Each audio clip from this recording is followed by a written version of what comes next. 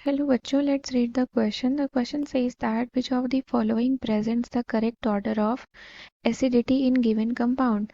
तो यहाँ पर आपको ऑप्शन में कुछ कंपाउंड दिए गए हैं, आपको बताना है कि इनका करेक्ट ऑर्डर ऑफ एसिडिटी क्या होगा। तो इसके लिए हम यहाँ पर की कॉन्सेप्ट लिखेंगे। So here the key concept is, तो जो एसिडिटी होती है हमारी वो डायरेक्टली प्रोपोर्शनल होती है स्टेबिलिटी ऑफ कॉन्जुगेट बेस के। स्टेबिलिटी ऑफ कॉन्जुगेट बेस, और कॉन्जुगेट बेस की स्टेबिलिटी को बढ़ाने का काम कौन करता है? So stability of conjugate base increased by electron withdrawing group, ऐसे ग्रुप्स जो कि इलेक्ट्रॉन विथड्रॉइंग होते हैं। That means shows minus I effect, जो कि माइनस आई इफेक्ट शो कर रहे हो, and decreases by electron donating group, यानी कि जो कि प्लस आई इफेक्ट शो कर रहे हैं। तो यहाँ पर हम माइनस एम और प्लस एम को भी कंसिडर कर सकते हैं। तो यहाँ पर आपको सबसे पहले जो कंपाउंड दिया गया हम उनको लिख लेते हैं। पहला है CH3COOH, ठीक है। सेकंड है BrCH2COOH। थर्ड है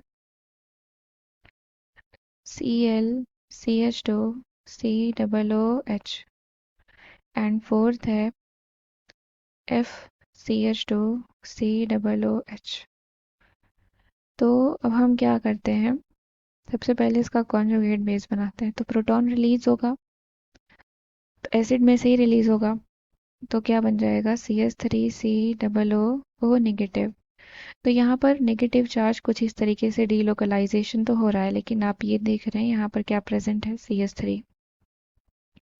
तो ये क्या शो करता है, plus I effect. It shows plus I effect, और जैसा कि हमने ऊपर ही लिखा है कि प्लस आई इफेक्ट जो शो करते हैं उनका नेचर होता है इलेक्ट्रॉन डोनेटिंग नेचर।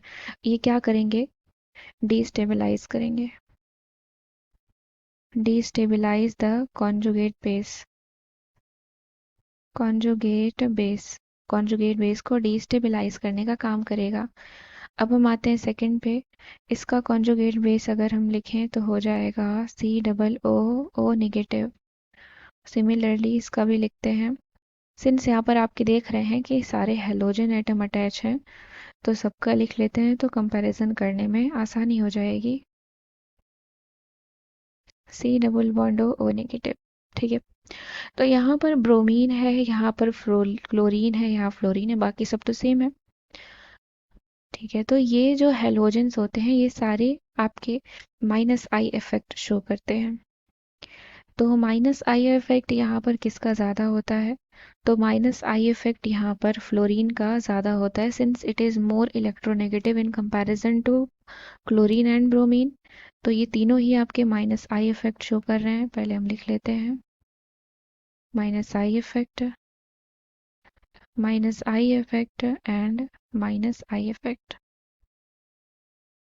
तो जब ये माइनस आई इफेक्ट शो कर रहे हैं तो इसका मतलब यहाँ पर क्या हो जाएगा, तो हम यहाँ पर लिखेंगे इलेक्ट्रॉन विथड्रॉइंग नेचर है इनका, इलेक्ट्रॉन विथड्रॉइंग नेचर।